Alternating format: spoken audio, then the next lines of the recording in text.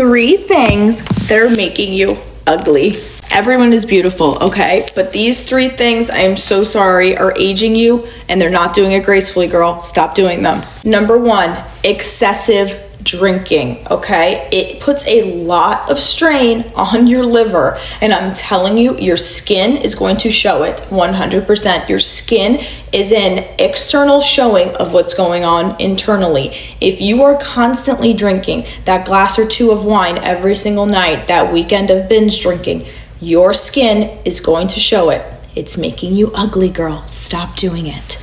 2, not washing your face every single night. And I mean not just washing it, taking care, doing your skincare routine and making sure all of the makeup is off of your face. It is making you ugly and your skin shows it, okay? Stop doing this. I don't care how lazy you are, okay?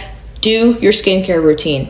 You won't regret it. And 3, positive people are pretty people. Okay, believe it or not, positivity will make you glow. Being negative is low vibrational. If you guys follow me, you know I am a woo-woo girly. I will never stop being a woo-woo girly. In fact, I'm kind of a witch, okay? Being negative, it will show. I'm telling you, your body will show it, your face will show it, your aura will show it. If you want to be the most magnetic, beautiful person, positivity is the quick and simple solution to that, okay? So they call it you've got the aura, you've got that glow, you've got this charisma, but this stuff is like, it is crazy good because it doesn't come from outside you, which means you're in control of it. Meaning the way people perceive you is because you're in control of how they perceive you, because you can control what's inside of you. Being with the wrong man is going to make you ugly. Triggered? Okay, good. Continue. You and I both know that when you were dating that man, married to that man, with that man, that was not treating you right. He was draining your energy. So your face is sunken in. Your body is not looking in the tip-top shape like it normally does. Your hair is falling out. You're not keeping yourself up. But as soon as you ended it, or he ended it, all of a sudden, you're getting back to yourself. He was draining your energy. And I'm almost positive that if we go back and look at him now, he's worse off looking than when he was. Like, girl, being with the wrong person will ruin your life, will ruin your career, will ruin your body, will ruin your soul, will ruin everything, especially when you are dealing with a person that has no purpose in life. If he has no purpose in life, that is affecting you. You're gonna be as empty as him. So do you want to really do that? He will act like you didn't do for him anything, because obviously he's super ignorant about transferring energy. He's super ignorant that you were putting into him with lack of discipline makes you ugly. I know that's a big pill, a hard truth. But I had listened to this really good podcast episode. It's funny, but it's real and raw about this exact thing. A lack of discipline makes you ugly. And he breaks it down into 2 buckets, and how others see you and how you see yourself. And when it pertains to how others see you, at the end of all of this, it really boils down to respect and confidence, right? More respect, more confidence equals more attractiveness. And there's really no way around building confidence but to go through hard stuff. And I talked about this in my other video. You have to choose your heart. Like, there's no way around it. But he uses the example of having a nice body or being really fit. And he said that is one of the biggest silent flexes, because it shows that by going to the gym, you have discipline, you know how to value consistency, you can do hard things, you can do things even when you don't feel like it. And it just shows like you really care about yourself and you do it through discipline. And he compared it to having a Rolex, right? Having a Rolex on your wrist doesn't necessarily garner respect, but it lets people know you have a lot of money, but that's not the same thing. Respect is earned. And so when people see that you have a nice body and that you're in the gym every day, it means that you hold yourself to a high regard. So they also will hold you subconsciously in a high regard as well. Essentially, people will assess you based on your habits with yourself. This could be your relationship with food. This could be how many times they see you choose comfort over your goals or the things that you need to do. And this is the same with achievements, right? We see this all the time. The more achievements that you are perceived to have or that you have, the more respect is given to you. That's just kind of a societal norm. Now, when it comes to how you view yourself, of course, it again just goes back to respect and confidence. And a lot of this is really building self-trust. When you are disciplined in your goals, you build self-trust, you build confidence, you build the ability to do hard things. And at the core of that, when you build self-trust, when you know that you are reliable and you can do the hard things, you essentially become unstoppable. Like, your confidence is unwavering because you just have built such a good rapport with yourself that no one really can tell you much because you know you go and get it regardless. Discipline is a form of self-love, like to invest in yourself and to take care of yourself. And the more you invest in something, the more you care about it, the more you aren't just going to walk away or treat it like whatever, you know? Like, if I buy a nice couch, I want to make sure nothing spills on it, and it goes the same for yourself. And the last thing that he touched on was just emotions, right? And we always talk about this, but not letting your emotions dictate your actions, right? Keeping those promises to yourself and remaining disciplined no matter what your mood or your feelings are telling you that day. Once you realize that discipline and motivation are not the same, like discipline does not require motivation. You cannot feel like doing something, but you still do it anyway. Again, the confidence in yourself and the self-trust becomes next level. So in all, it's a really good fun episode. I'll put it in the comments. You definitely should go take a listen. Discipline is a form of self-love, and you really have to look yourself in the mirror and say, okay, how much do I value myself? And if you're telling me you really value yourself, then you better walk it like you talk it, and the proof better be in the pudding. Yeah, the lack of discipline will make you look ugly, but you know what will make you look way uglier is when you're trying to push stuff and not using the energy that the universe gave you, which is the feminine energy, to make things flow.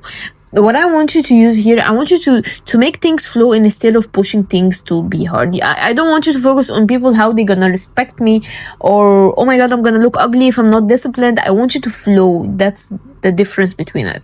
I want your body, your soul, everything within you knows that moving towards the direction of discipline, it is the easiest thing, and staying in the comfort zone, staying where I am, where I don't like, that is the ugliest thing, and I don't like it. Because if you force yourself doing stuff, if you hustle, we are wired differently. Again, our cortisol will spike, and if your cortisol will spike, again, you're stressed, and if you're stressed, it is crazy. Hot take, this is going to be some tough love, but I feel like every woman needs to hear this at some point.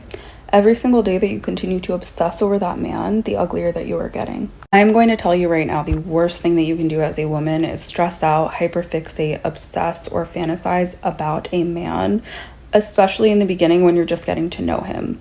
You do not even know this man yet, and you're already idealizing him, and it is quite literally draining your beauty, and it's killing your sparkle. I hate to break it to you, but 99.9% of the time, that same man is not concerned with you in his day-to-day life whatsoever, and you have no power over him, but somehow it's so easy to just hand over the keys to your energy and let him drain you dry when you don't get a text back and he doesn't make plans with you, but you're literally an afterthought to him. Men do not operate in the same way as us. They don't really hyperfixate and obsess and daydream about us in the beginning the way that we do about them, because in the beginning it's usually very casual in the early stages. There's no pressure for a future put on them yet, and they're just chilling. They haven't really done anything to invest in us besides maybe a date or two, but somehow it's so easy to create this limerence and this fantasy with them off of vibes and a couple of good conversations and a meal.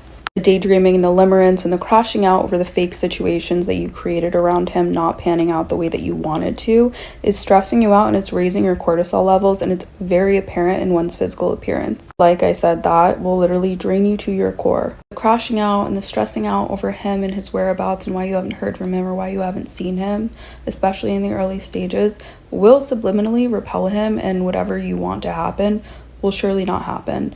And not only that, it's going to drain every aspect of your life to its core and drain your physical beauty to its core. Think about it like this. While you're at home stressing out and obsessed over this man and his whereabouts and what he isn't doing for you, he is out living his life and not even thinking about you while your life is turning into shambles and you are getting uglier. That will wake you up. I'm going to leave with this. Sheerenworld said something along the lines of, when do you ever hear a man say things like, I want to find the greatest love of my life and I dream about being truly, madly, deeply in love? They don't. So what you need to do is invest in yourself, make yourself beautiful, make your life beautiful and busy and full, and then go wherever you're treated the best and being.